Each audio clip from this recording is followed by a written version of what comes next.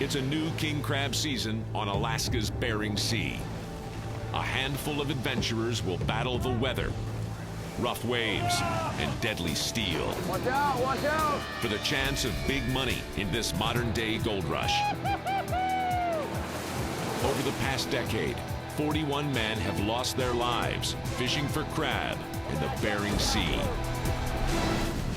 For those that remain, the risks have doubled, and that's what makes Alaskan crab the deadliest catch.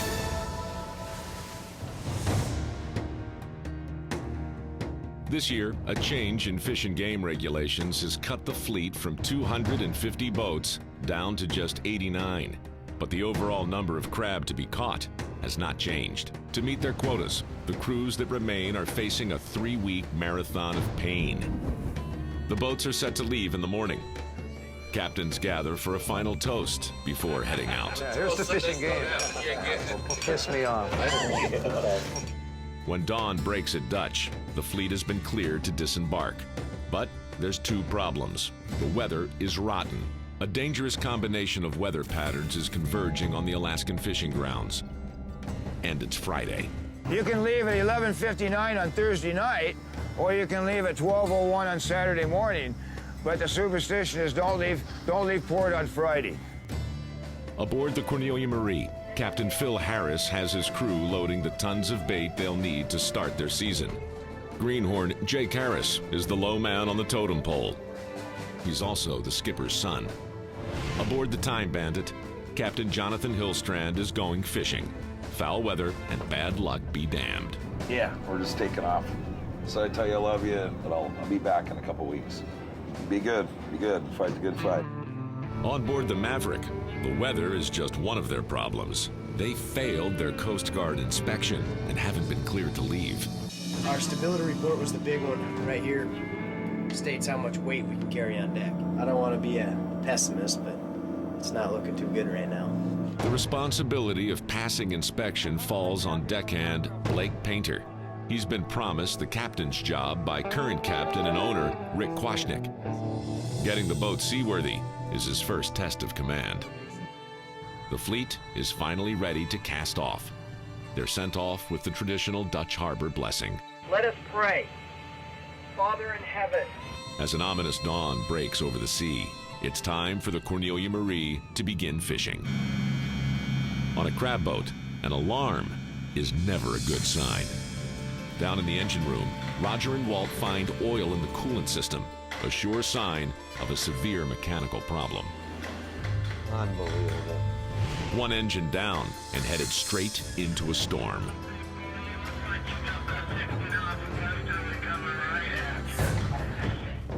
In the pre-dawn hours of October 17th, the 107-foot Rollo is on the king crab fishing grounds, and the crew begins hauling in the first pot of their season.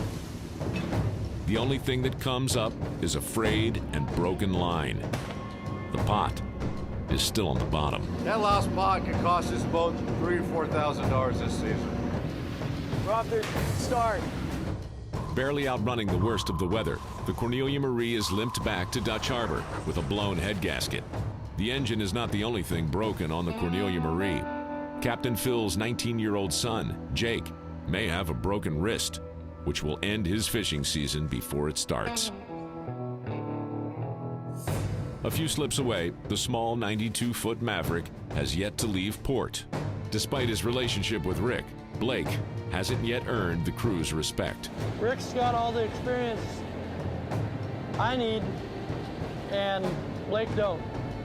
And that's why I choose, you know, if Rick decides he's gonna let Blake take it and go ahead and go, then I go with Rick. After a leaking crane, a broken hydraulic line, and a lost pot, the men of the Rollo hope their troubles are over. The first pot comes up. It looks like a good haul, but these crab are all female. They'll have to be tossed back. To preserve the harvest, it's illegal to take females. Nothing has been working for the Rollo so far this season. The GPS is just shut down. I don't even know what direction I'm going. Without a GPS to guide him, he has to find pot 75 on the vast Bering Sea in a blizzard. 30 miles northeast, just as the Northwestern is hitting their stride. The ship's crane grinds to a halt, and the fishing stops with it. The wind's blowing the line over the end of the winch, sucked it up inside. It's a new motor, got thrown on in the last minute, and we just didn't get around to putting that guard on there. Standing 20 feet above the rolling deck, Rick welds the homemade guard in place.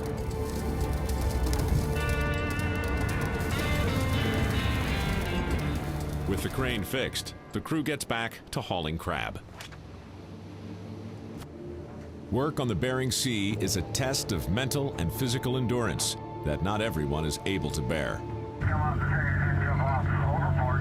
Captain Phil gets an alarming call from the captain of a partner boat, the Aleutian Ballad. The greenhorn quit and said he was going to jump overboard. Come up and said, Captain, I'm going to jump overboard. Can you tell the Coast Guard where I'm at? And by God, he's put on his promises.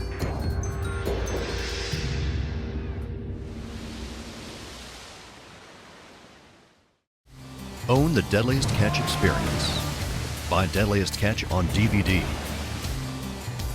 Go to discoverystore.com to bring home all the adventure. Order now. This is one catch you don't want to miss.